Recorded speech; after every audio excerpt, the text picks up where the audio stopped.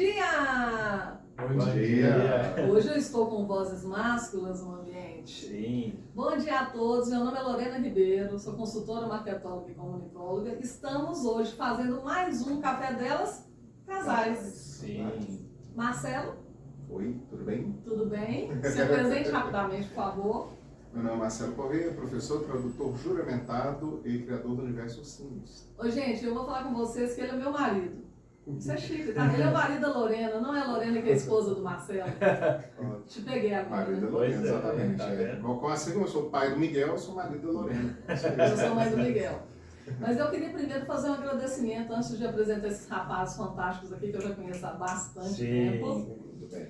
Agradecer aqui o nosso patrocínio da Confraria BH, que está hoje no São Bernardo, aqui perto da gente, e também no bairro da Sagrada Família, do nosso querido Bruno. Então hoje a gente tem um queijinho fantástico mineiro aqui e biscoitos de coco, tá? Só coisa boa. Só coisa boa. Eu já comprei muita Você coisa. já dele. comprou lá. Já comprei. E eles são referência hoje, né, as duas lojas, em trabalhar com carnes e vinhos. Sem contar as bebidas artesanais são maravilhosas. E o queijo está ali para completar. Como a gente está de manhã, nós não vamos tomar vinho aqui hoje, né, gente? Então hoje é café mesmo, tá? Sim. Bom, sejam bem-vindos. Obrigado. O Will e o Gu. Will, apresente-se. Então, meu nome é William Oliveira, tenho um perfil chamado Ouviu Por Aí, que eu mostro lugares e experiências extraordinárias por BH, né? Show demais. E eu sou Gustavo Alves, sou formado em Sistemas de Informação da área de Tecnologia.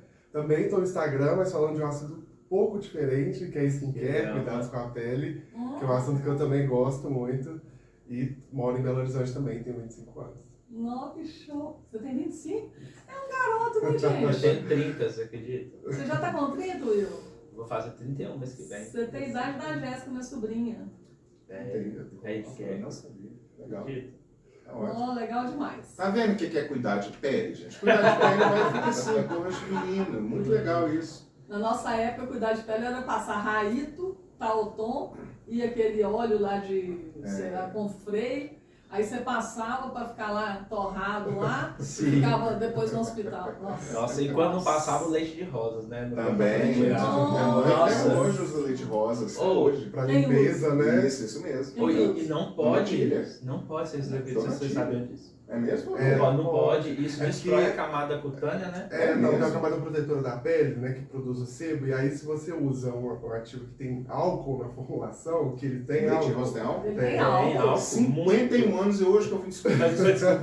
Sempre há tempo para aprender. É verdade. E aí ele resseca muito. E aí É. a pele, para reproduzir, né, para produzir de novo o sebo que perdeu, ela produz em escala e duplica. Isso, E aí, é. Legal, É gente. isso Legal, mesmo. mas Ele foi feito para várias outras funções, para as axilas, áreas genitais e tal. E o pessoal passa no rosto a vida inteira. Não, eu achava engraçado quando eu era pequeno. A minha mãe pegava e passava assim e falava, olha que tanto sujeira. E a pele dela isso toda mesmo. saindo no negócio. Aham. Isso Não mesmo, pode, minha mãe é. fazia isso também, fazia no meu rosto também. E fazia. Inclusive, Hoje por isso água que eu micelar, outras coisas, você tem que usar qualquer outra coisa, menos Isso. Leite menos rosa. leite isso, rosa. é. É. Ele é bom, mas para outras funções. Isso mesmo. Eu que venho do Telex e estou na IA hoje, eu já passei por tudo isso. Inclusive eu vendo produtos para a gente tomar, né, colágenos, melhorar o rosto. Sim. Bom, então vamos lá. Os dois, o Will e o Gu, é um casal homoafetivo. Sim. E eu estou muito feliz de poder trazê-los aqui, porque eles vêm fortalecer aquilo que a gente já vem falando há 4 anos, que o café delas são delas pessoas, de todos os gêneros, mas são pessoas que empreendem e que intraempreendem, Sim. tá bom? Então vamos lá, vamos começar pelo Will. Sim. Will, você nasceu em BH, como é que é? Sim, Belo Horizonte, na região Nordeste, né? Aham. Lá no bairro Santa Cruz, pertinho do Minas Shopping. Eu acho muito interessante quando a gente para poder pensar, quando eu paro para poder pensar no bairro de lá, Sim. que lá ainda mantém uma cultura que a gente vê pouco em BH, que é sentar na beirada de porta, os vizinhos se conhecerem. Eu sinto um pouco de falta, na verdade, de ter essa estrutura dos vizinhos meio que... É lógico que tem uma fofoca ou outra, Proximidade, mas né? essa proximidade a gente vê poucos assim, bairros mais É, novos. verdade. Aqui, né, Ilhéus, por exemplo, Uhum. quase não tem as pessoas andarem na rua do nosso bairro também agora. não Verdade. existe muito pouco, Verdade. mas lá é muito bacana. Eu acho interessante esses parques mais antigos, as pessoas têm esse costume de conviver. E tem ainda esse costume mesmo? Tem. Não, Nossa, ó, eles eu são acho muito super próximos. bacana, que é porque, assim, a minha família nasceu e cresceu no mesmo lugar. Sim. Então, quando eles fazem, sei lá, um churrasquinho, alguma coisinha, eles deixam a porta entreaberta, já chega o vizinho, ô, como é que tá? Aí já pega, já dá um pedaço de carne, entra aí, fulano, senta aí, como é que tá sua mãe e tal. Já tem essa proximidade, porque eles cresceram juntos, né? Mas quem mora ali é mais a família da sua mãe ou do seu É a pai? minha mãe. Ah, sua É. mãe. A família do meu pai é toda do Minas Caixa. Minas Caixa.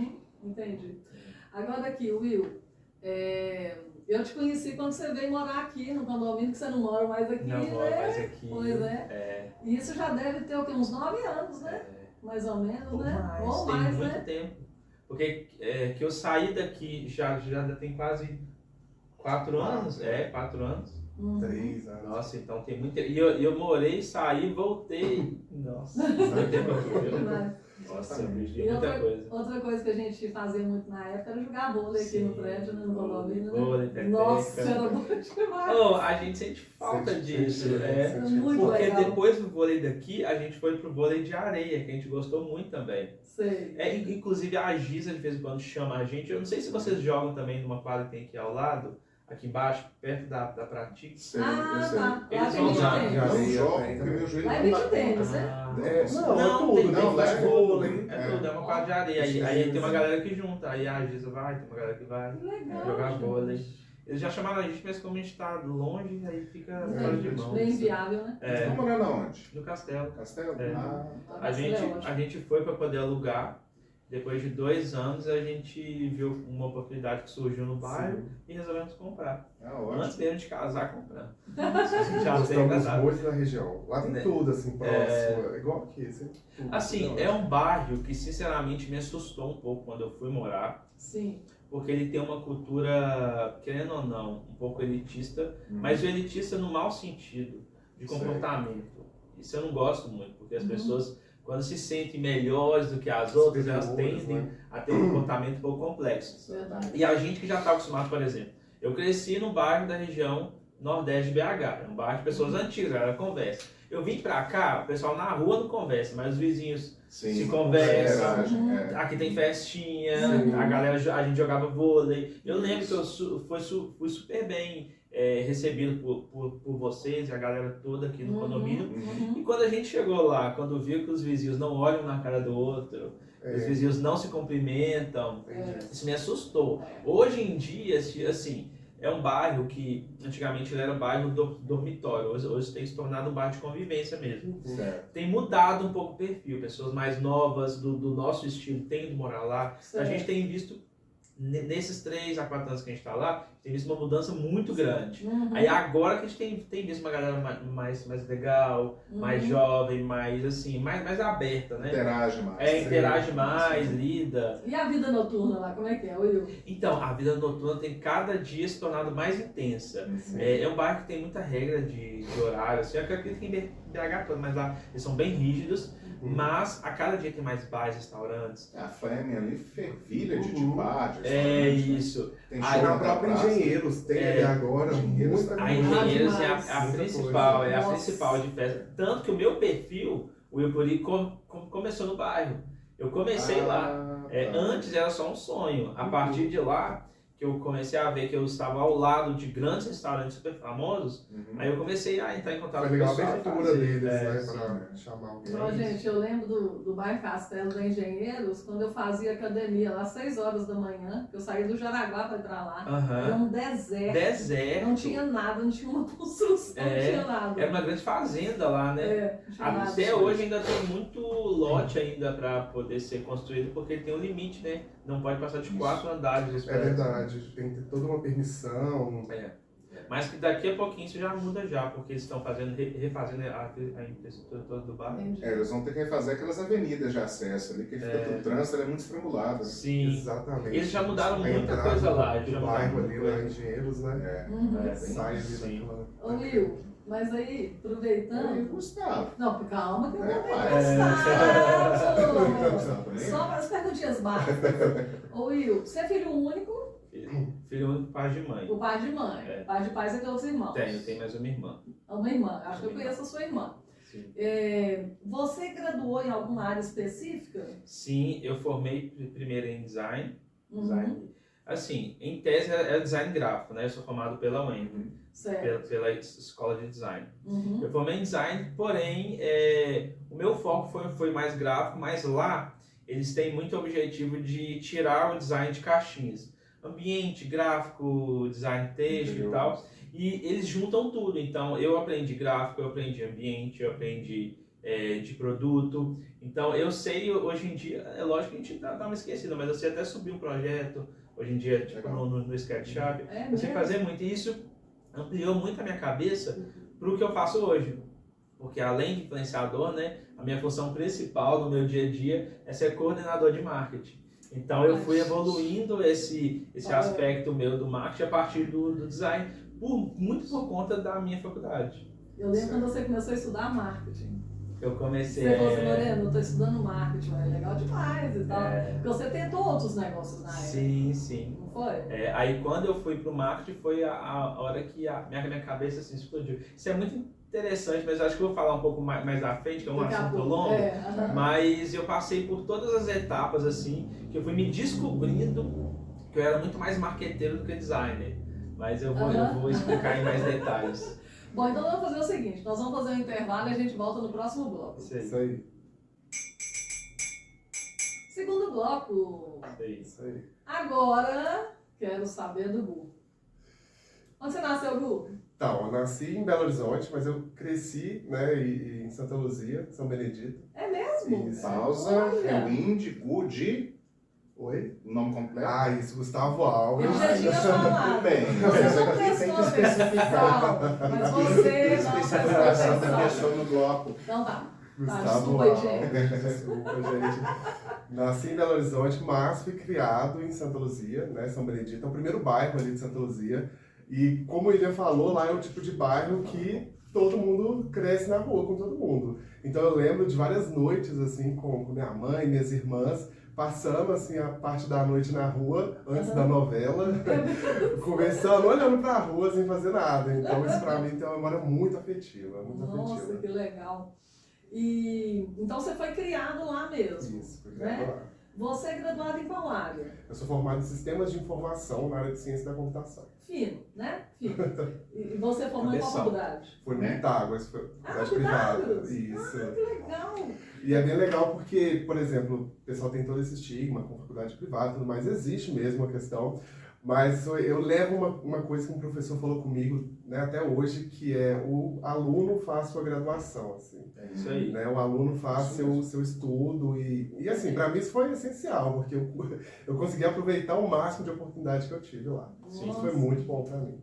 Mas você formou deve ter pouco tempo? Formei em 2019.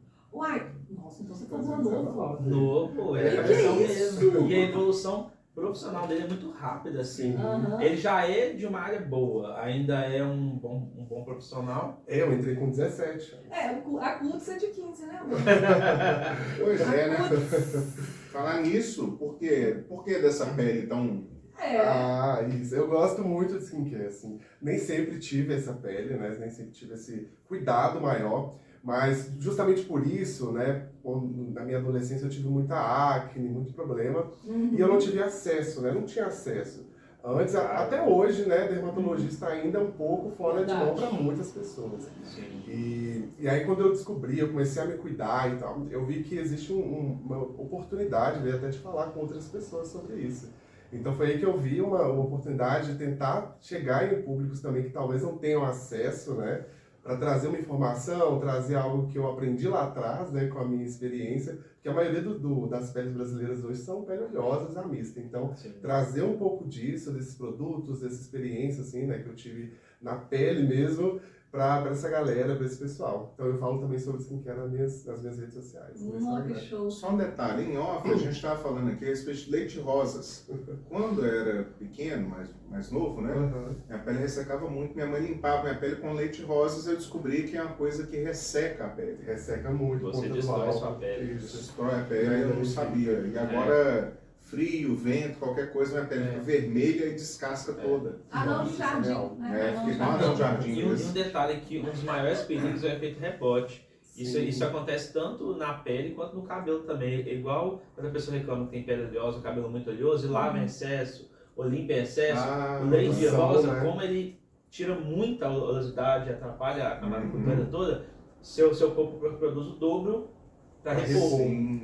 Aí nisso que traz a oleosidade dobrada, né? E também além de danificar, porque sua pele fica vermelha, ressecada, enfim. É muito fácil. Muito, E né? agora a gente estava trabalhando com os produtos importados, que eu comecei a usar no rosto, minha pele melhorou. Eu falei, gente. Olha, e eu tive isso também, assim, como eu não tinha acesso, eu também tentava o que dava. Então eu usei muito sabonete de enxofre, que eu tinha pele muito oleosa, e lavava 3 vezes ao dia com sabonete de enxofre. Isso fez muito mal. Fazia esfoliação abrasiva, né? Nossa, aquela vez que eu vendi aquele sabonete pra vocês.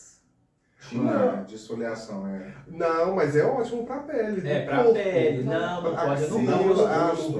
Não, o corpo pode. Da axila é maravilhoso. Mas você lembra que vocês passaram, aí você falou, não, Lorena, eu achei meio forte demais. Eu lembro que ele parecia uma lixa.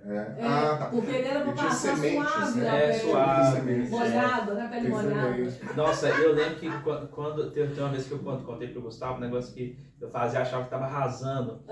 Que sabe essas receitas que você vê online de esfoliação facial? Sei. Eu misturava fubá, açúcar com aqueles cristais gigantescos, super abrasivos.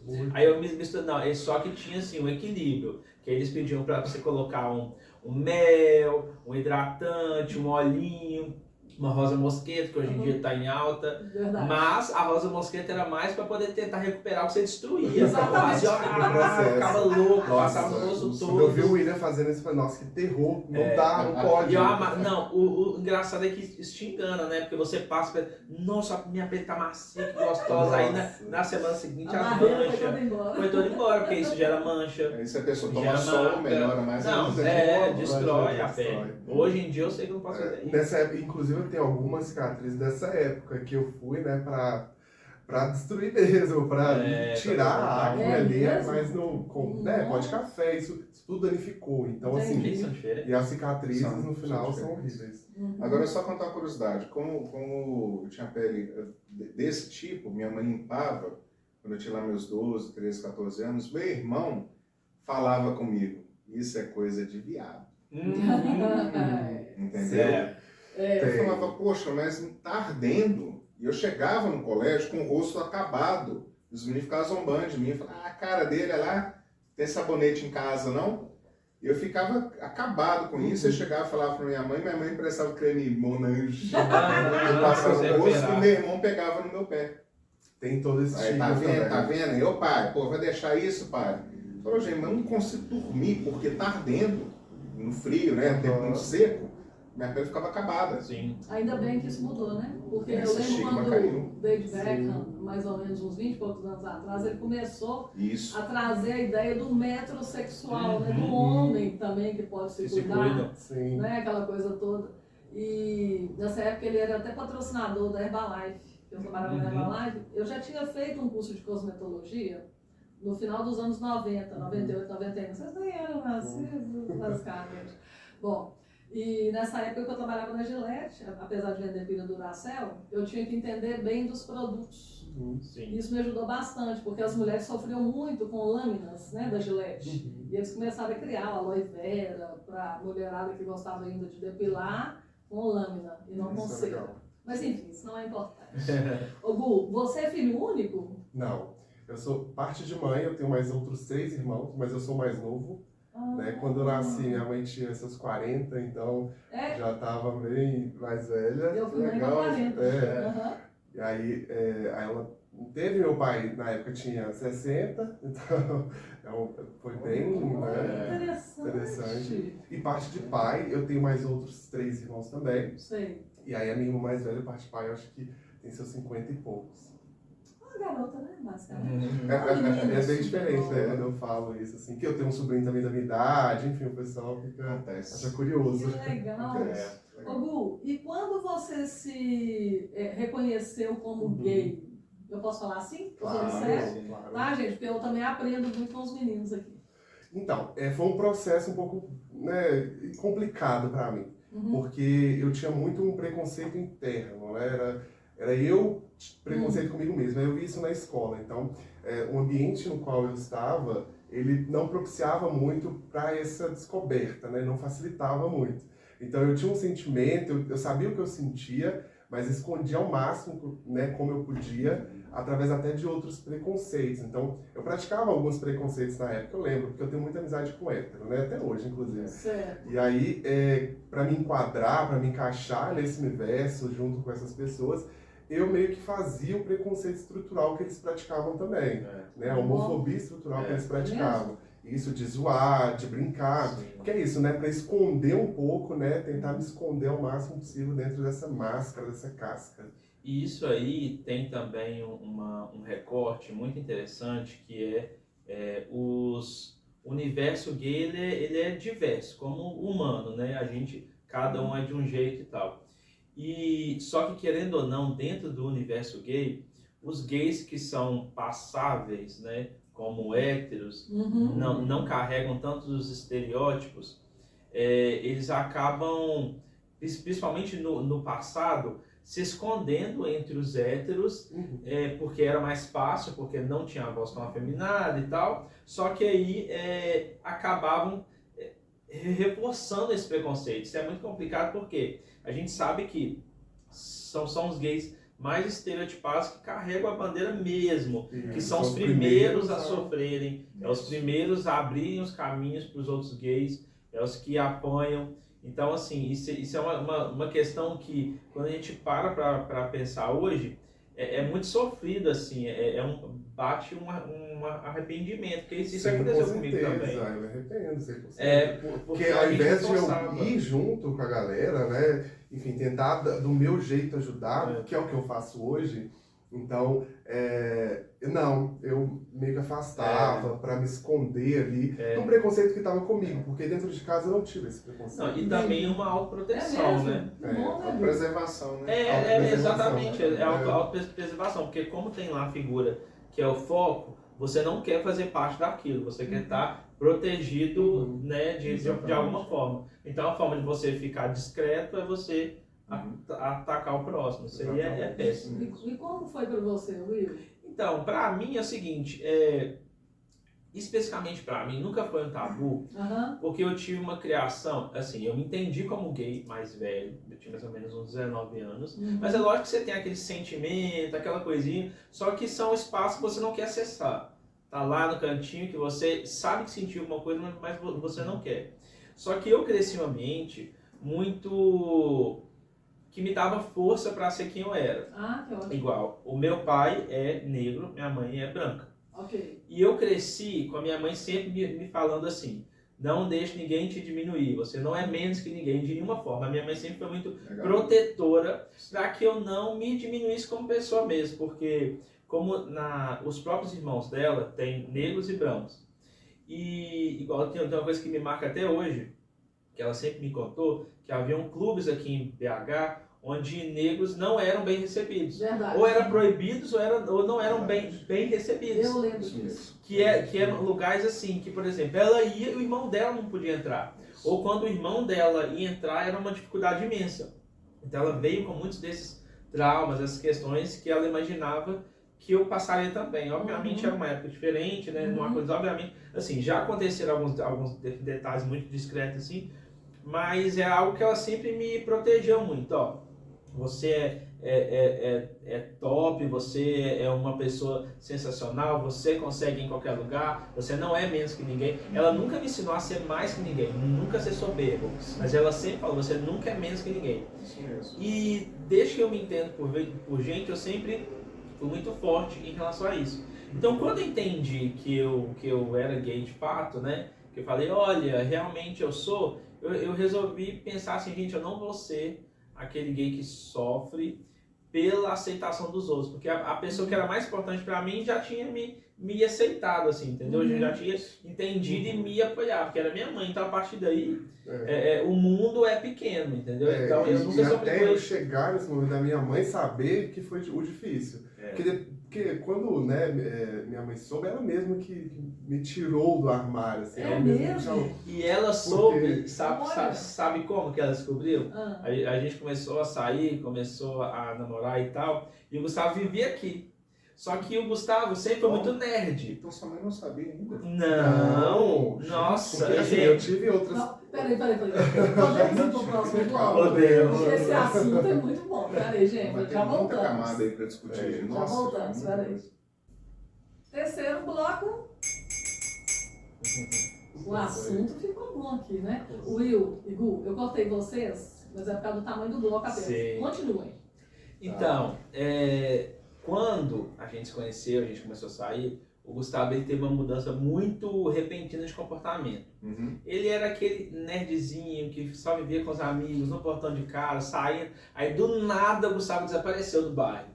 Porque ele vinha pra cá, pra poder ficar comigo. Foi online, a gente começou a conversar, o Gustavo trabalhava na cidade administrativa e eu naquele setor industrial do Morro Alto. Né? Onde eu palestrei. Onde você palestrou, entendeu? Na outra empresa que eu trabalhava. A gente começou a conversar, a gente resolveu se encontrar lá no shopping Estação. Foi alguma mídia? Hã? Foi alguma mídia que vocês estavam cadastrados? Rede social. Foi? Foi. Rede social convencional? Não, foi aplicativo de relacionamento. Porque eu encontrei Marcelo no Orkut. Foi no Orkut? Que legal. 16 anos e meio atrás.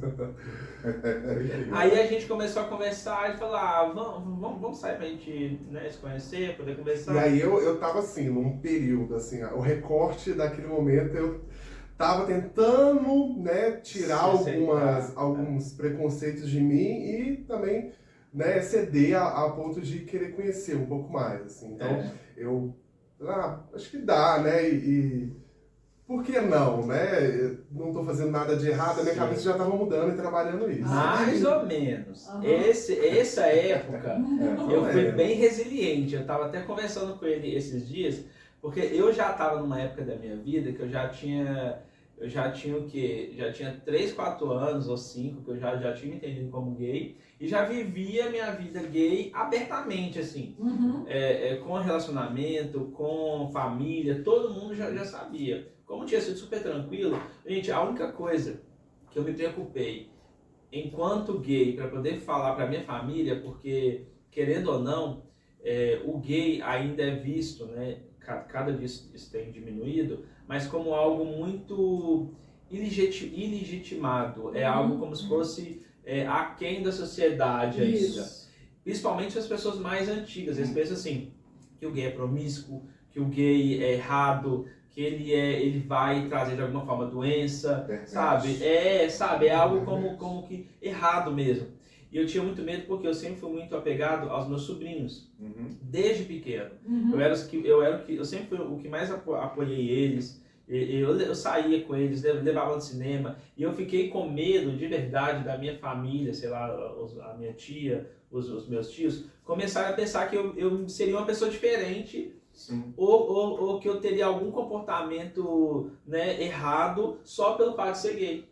Então eu achei muito importante sentar com todos eles e falar, gente, sou exatamente a mesma pessoa. O fato de eu ter uma orientação sexual, né, gay, né, eu ser homoafetivo, isso não interfere em nada no meu eu. Então assim, eu tive muita sorte de todo mundo me abraçar super, assim, pessoas que eu nunca imaginei que seriam tão abertas. Foi super bacana. Eu acho muito bacana até um primo meu, Gustavo, que quando, por algum motivo, a minha mãe quis contar antes de mim.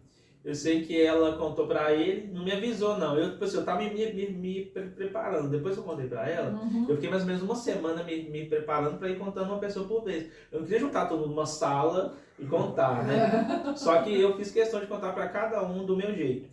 E aí ela resolveu contar pra esse primo. Achei muito bonitinho que ele me ligou, sempre fui muito, muito próximo dele, muito apegado. Ele ligou e falou assim, você pode ter certeza que eu vou te proteger qualquer coisa que acontecer. Ai, que Legal. bonitinho. Muito bonitinho. E ele tinha o Quantos quê? anos que ele tinha? Ele tinha uns 17 anos. Legal demais. Ele já estava Legal. numa idade onde Você tinha o mais ou menos preconceito essa idade. já tá super. Não, aí eu já tava mais. Eu já tinha. 19? Não, peraí, o Gustavo já devia ter. O meu primo devia ter uns 16 anos e eu uns 20, alguma Uns coisa. 20. Uns 15, uns 19, 20 anos. Aham. Então foi mais ou menos essa época.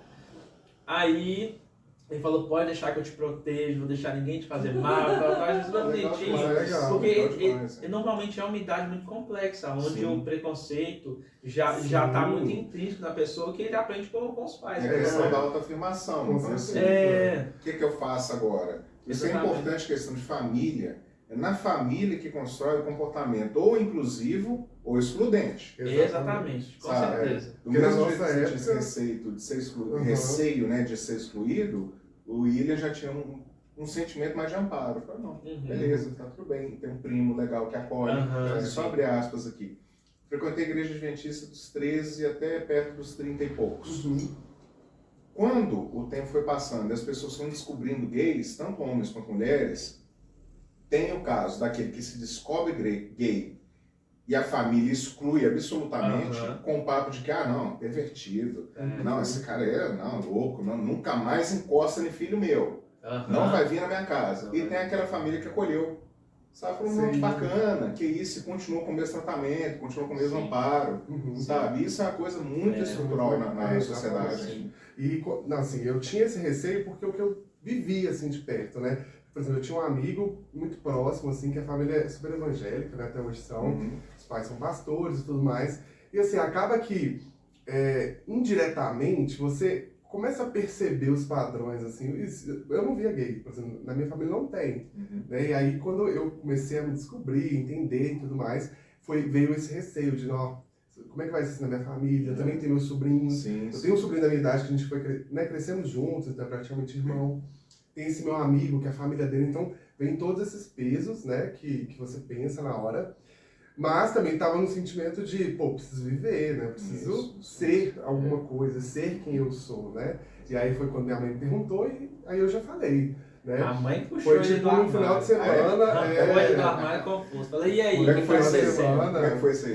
É tipo assim, eu passei o final de semana, né, na casa do William. E ele nunca saía de casa. É. A mãe dele Nunca. fala que ele ficava 24 horas dentro de casa, jogando jogo online e tal, a vida dele é totalmente virtual. E aí aí dormi fora, cheguei no domingo, ela, onde você tava, né? Eu falei, não tava na casa de um amigo, desse amigo, evangélico e tal. Aí ele, não, tava não, porque eu tinha perguntado a ele, eu falei, Onde que você tá? Mas já era de CSI, né? Ah. Eu liguei pra ele, o Gustavo falei, não, vai. e aí ela, onde você tava e tal, pode falar, você tá namorando, né? Tá namorando aqui, um menino, uma menina? Eu falei, aí eu já falei. É porque a mãe sente, né? Você Sua nunca mãe mente fala, pra mim. Ligado no ouvido. Não, ela A falou, mãe foi não tem desembolada. nada Você tá a jogando ver. jogo online, o quê? Counter-Strike? Não, é É. Barba de Ventres. Eu sabia. Foi lá nos personagens, né? São os personagens que tem mais, né? Frufru, já se entrega. Bom, eu não entendi jogos, então não entendi brincadeira. E aí minha mãe falou, né? Ela falou, não, é um menino, não tem problema, né? Não tem nada a ver e tal. E ali mesmo eu já falei. E aí, como ela é mais ansiosa, ela já falou pra família toda. É mesmo? E foi muito tranquilo esse processo de aceitar, assim. Na verdade, não tem que aceitar, né? Assim, tem mais que entender e respeitar, Apoiar. né? Apoiar. Apoiar. E amar, principalmente, assim, Sim, isso filho, mesmo. irmão, enfim. E aí foi muito tranquilo, assim, na minha família. Aí quando eu também contei com esse amigo que é evangélico, a família toda evangélica, também foi muito tranquilo, assim, porque eles falaram, não tenho que excluir nem nada do tipo, assim, você é super Que bem-vindo. ótimo, né? Que ótimo. E não é só com ele, foram com todos os amigos, né? Foi, porque eu tenho muito amigo hétero, né, como eu disse no início. Então todos eles falaram, não, é isso, tipo, você tem que ser o que você é e acabou. É. Não vai mudar Isso nada. foi um processo também. Foi um Você processo. pulou um pouquinho, porque o Gustavo, como ele tinha medo que as pessoas excluíssem ele, não fossem mais amigos dele, porque como ele cresceu com os meninos, são amigos de escola, né? Sim. Então ele tinha medo que os meninos simplesmente não gostassem dele mais. Então ele meio que se afastou dos meninos e eles mesmos sentiram isso. O que está acontecendo e tal? Até um dia, acho que foi um amigo dele que viu uma story, alguma coisa assim. Aí ele entrou no meu Instagram, que eu nunca escondi nada, e tava lá a fotona minha do Gustavo, assim. Aí os amigos já começaram a mandar pro outro. Aí o Gustavo chamou ele pra conversar. Aí que foi que rolou isso tudo, Foi assim? depois. A internet auxiliou, né? A internet auxiliou. assim. Eu já tinha mandado ele fazer há muito tempo isso. Mas como ele tinha esse receio da exclusão, aí ele... Mas os amigos aí tá de boa também. Tranquilo. Não, eles foram uma gracinha. Não, hoje eu tenho amizade com eles até hoje, assim, Sim. né? É um Que pouco são mais muito distante, mas assim, tenho até hoje e é muito tranquilo, assim, foi muito tranquila essa transição. Costumo dizer que eu tenho muita sorte, eu e a gente tem muita sorte, porque a maioria, grande parte não tem, né? E aí, como você disse, dentro de casa já tem essa exclusão, né? Essa negação já de imediato, né? E é bom lembrar que, infelizmente, 2024 ainda tem muita história que não termina bem assim. Com certeza. Termina muito mal. E assim, uma coisa que me entristece muito é que o gay, de forma geral, ele tem que ser muito forte, muito resiliente, muito mais do que deveria ser. Você tem que ser sempre um exemplo positivo. Assim, aí assim... né? Se você é um negativo, aí já cai toda... Sabe, errei uma vez, não, aí já cai tudo por terra, assim, que você conquistou. E tem uma questão também, que o gay ainda, ele é obrigado a ser forte em qualquer meio. Assim, vou dar um exemplo. Quando o gay é excluído da família, obviamente ele vai embora. O que acontece em muitos casos. Os pais expulsam, né? Esse também é um recorte muito que me deixa muito indignado, é o discurso de muitos pais hoje em dia ainda, que é o quê? O que os vizinhos vão falar? O que sua avó vai falar? O que o seu tio vai falar? Comunidade. Às vezes a comunidade, né, as pessoas que estão em volta influenciam tanto o comportamento preconceituoso do pai, que ele passa em cima do amor que ele tem pelo filho. Isso é terrível, porque tipo assim, eu te amo muito, mas você vai me fazer passar vergonha. Olha que loucura isso, você dá mais importância à opinião externa do que do seu filho, assim, que é parte de você. Isso é uma coisa muito louca isso pra mim. E o gay, ele sempre teve que ser muito forte. Quando ele era expulso, ele sempre foi obrigado a ter muito êxito, sabe?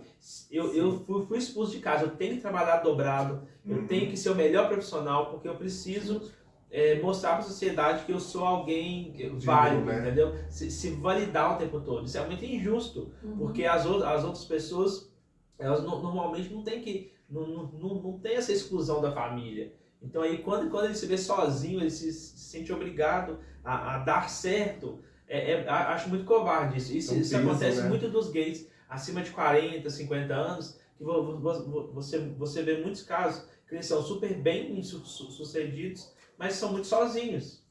Eles até têm dificuldade até de se relacionar, porque eles vieram dessa história de terem que se afastar de todos e de tudo para conseguir trabalhar, para conseguir ser alguém e para se validar. Então, assim... problema do vício. Muitos, exatamente. Depressão. Demais. Os gays às vezes vêm com muitos traumas, assim, principalmente os mais velhos. E isso é muito injusto, né? E assim, a gente entende muito o nosso lugar de privilégio, de entender que hoje em dia a gente consegue ser muito mais tranquilo sendo nós mesmos. Obviamente a gente ainda tem alguns receios. Preconceito. Já sofremos já casos, enfim, de restaurantes, essas coisas, mas ainda tá se abrindo mais, né? Cada vez mais. E com o apoio da família, enfim, o que aconteceu fora, você consegue se estabelecer. Da família ajuda muito. Bom, nós vamos fazer um intervalinho e a gente volta no último bloco desse. Tá passando rápido. Esse programa vai ser o último bloco. Já voltamos. Quarto e último bloco. Eu não lembro do Jô Soares. Verdade. Não sou da época do Jô Soares. Não, você lembra? Lembro, amava, é verdade. Jô Soares. Não, eu não sei quem é, mas eu não lembro. É verdade, ele super gostava quando precisava falar. Ninguém falava e ficava chateado. Outro dia eu tava na festa do coleguinha do Miguel, né? Aí um dos meninos falou assim: que legal, você deve ser da idade da mamãe, né? Eu falei: quantos anos sua mãe tem?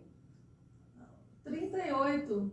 Eu falei: eu tenho 53. Não, mas você é velha. Você é muito velha. Eu sou velha, mas isso quer dizer o quê? E o Marcelo? O Marcelo tem 51,5.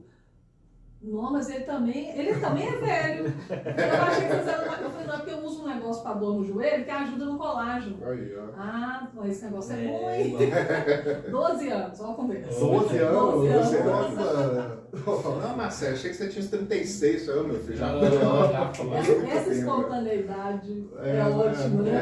Aí que Acaba eu vi com a que eu gente, tô bem mas na fita. É Não, mas você é isso. bem velha. Obrigada. Mas não parece, mas muito obrigada. Então, Tá bom, né?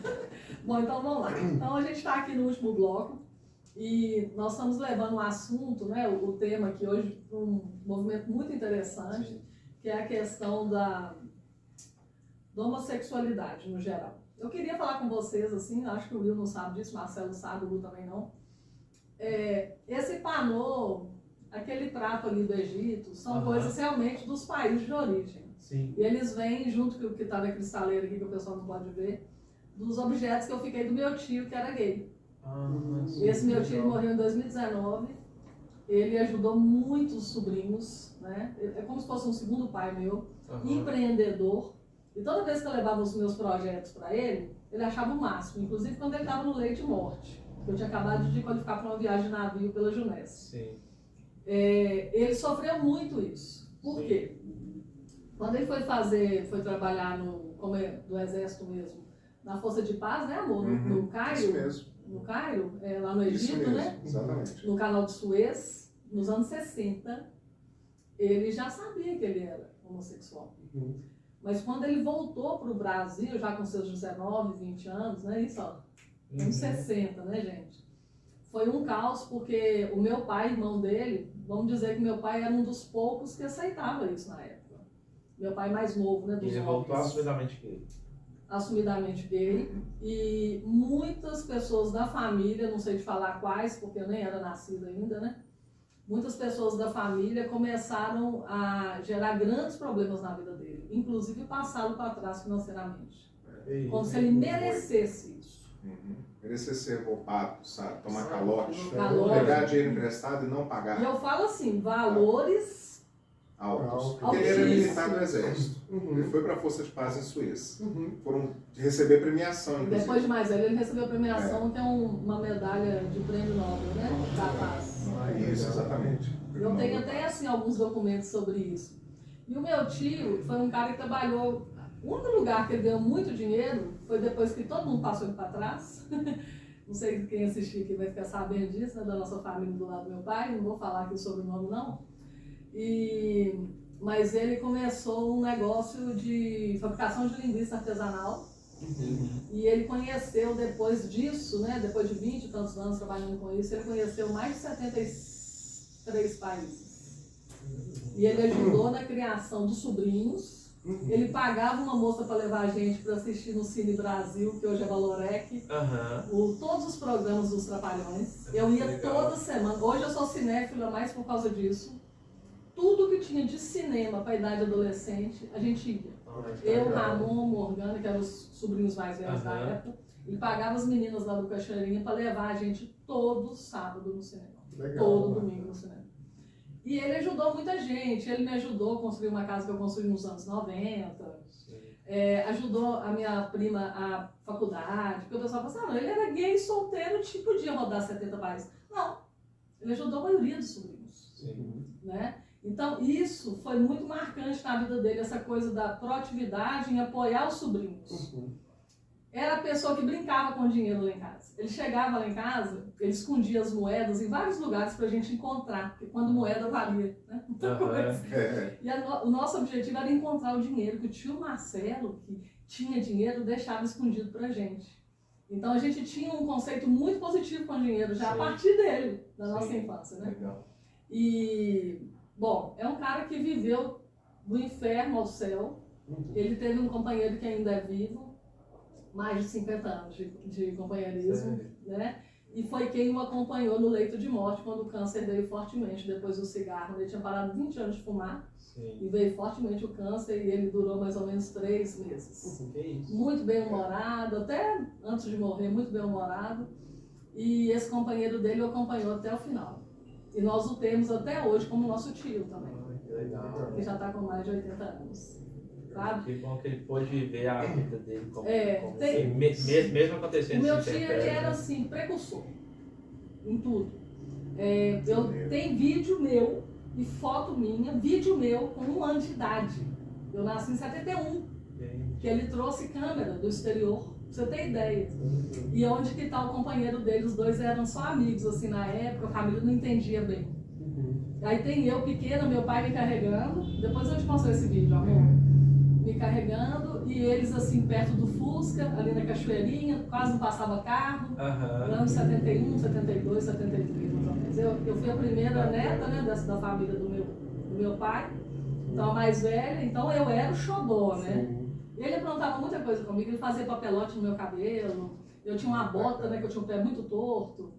Aí eu fazia pirraça, ele filmava, tem as fotos minhas fazendo pirraça no chão, assim, querendo tirar o papelote. Eu amava o cabelo enrolado, meu cabelo enrolava. Não, tem muita história.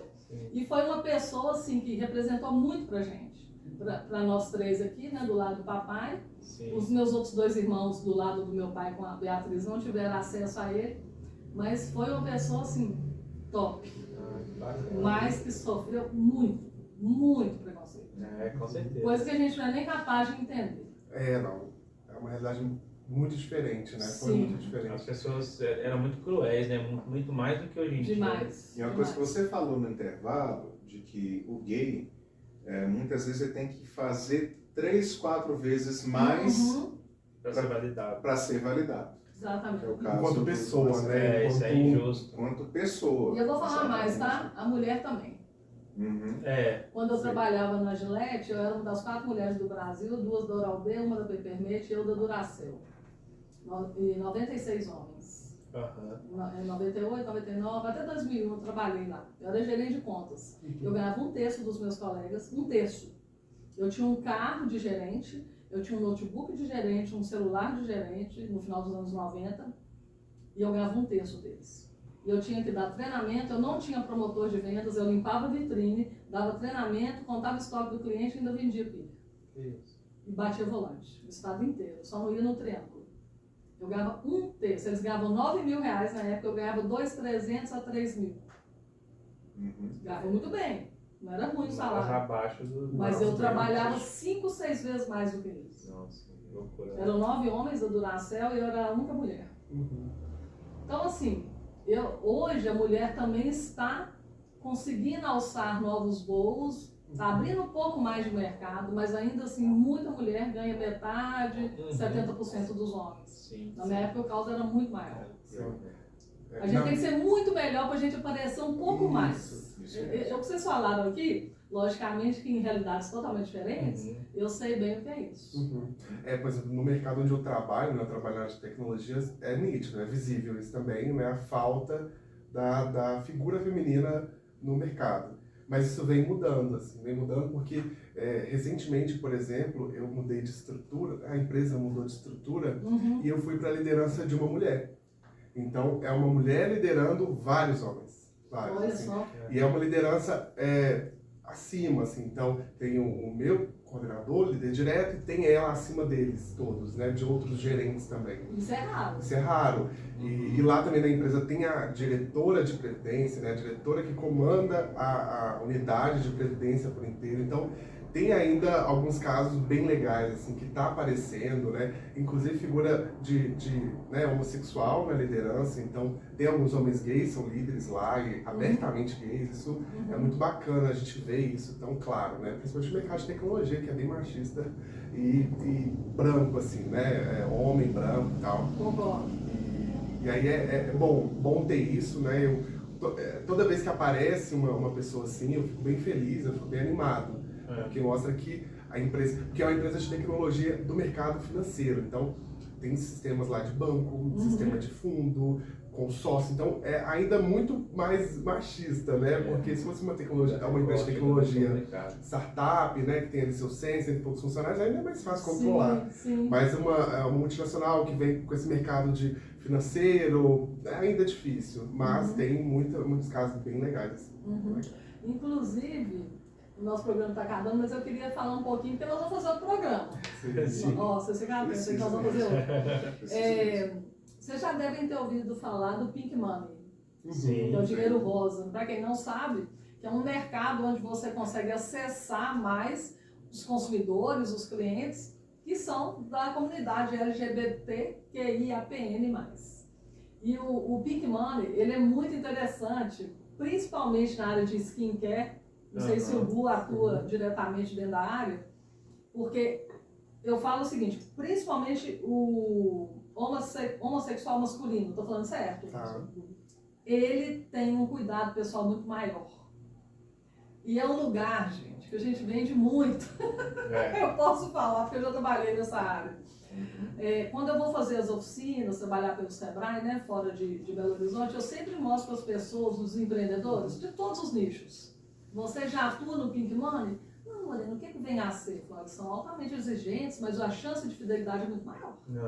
Sim. É muito maior, porque eles querem produtos e serviços de excelência. Não é aquela qualidade que virou lugar comum para as pessoas. E quando você consegue trabalhar esse público e eles sentem que realmente eles vão ser bem atendidos, vão ter produtos de alto nível, aí sim você começa a ganhar dinheiro dentro dessa área do Pink Money. É legal, né? É legal. Porque é um público que tem acesso, né? Ela tem recursos, porque, né, de outras conversas que a gente viu, ela tem que se provar sempre mais, então tem que ser sempre a referência financeira dentro de casa, da família, do ciclo, que aí eles têm muito acesso, né? Tem recurso em dinheiro, construiu isso com o tempo, que não foi fácil, a gente sabe que não é fácil. E aí quando eles vão consumir algo, enfim, normalmente tem essa pegada de querer mais qualidade, de querer algo bem mais, né, próximo ao que ele espera ali de bom, né, no uso. Bom, nós vamos terminar esse programa. Mas aí é o seguinte, nós vamos fazer o programa porque o assunto aqui ele tem muita coisa boa que a gente não perguntou ainda para os meninos. Pois é isso que eu ia falar. Não dá para fazer mais perguntamos ainda para os meninos. É a questão do empreendimento, tanto intraempreendedorismo quanto empreendedorismo quanto influenciador, como começou essa carreira. E nós queremos as particularidades dos casais. A nossa. Claro, né? Claro. Já é uma palhaçada constante. Mas dos meninos aqui que muita gente não conhece ainda. Sim. Bom, eu queria que vocês deixassem os contatos nesse primeiro programa, para quem quiser conhecer vocês, segui-los, tá bom? Tá bom. Sim. Então, o meu, né, é um perfil no Instagram, eu estou no Instagram, no TikTok, no YouTube e também no Kawaii, mas o meu foco principal é o Instagram, é o @ouilporaí. Lá, né, você entrando, você vai ver muita coisa legal aqui em BH e também de forma geral em Minas, né, experiências legais, extraordinárias, é o que eu gosto de mostrar, assim, que a gente pode ter acesso a coisas legais. Legal. E o meu é no Instagram também, no TikTok, Gustavo, com no final, _Alves. Olha, forte, né? Sim. O meu é Lorena Ribeiro BH, onde eu trato o lipedema e falo de colágenos. O Café Delas Oficial, que vocês já conhecem. E também a empresa minha com o Marcelo, que é a Reine-se, de reinar. Reine-se a si mesmo, né? Reine-se _ oficial. Meu, eu tô só no Instagram, por enquanto, que é @Marcelo Correia Lima, Correia não tem I, e @Universo Ursinhos, que é voltado para o universo dos bichos de pelúcia. Tá começando. Então, até o próximo Até Café Delas. Delas.